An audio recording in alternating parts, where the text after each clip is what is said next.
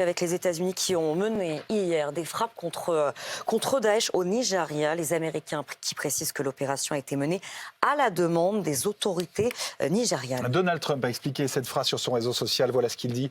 J'avais précédemment prévenu ces terroristes que s'ils n'arrêtaient pas le massacre de chrétiens, ils allaient le payer cher. Et il a fini sa déclaration, Lys Gosset, en disant « Et ce soir, ils ont payé ».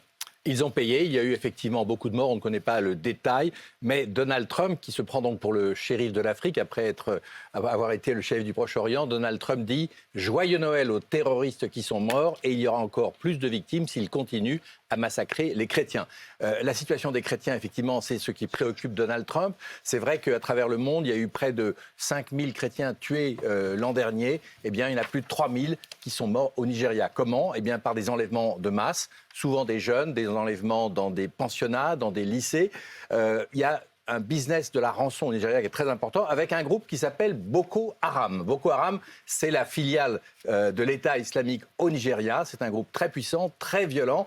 Mais pourquoi Trump intervient-il ? Eh bien parce qu'il est, je dirais, sous l'influence des évangélistes américains, les chrétiens américains, très puissants à la Maison-Blanche, et qui ont demandé de faire quelque chose pour aider les chrétiens qui sont menacés. Je rappelle que le Nigeria, c'est un pays gigantesque.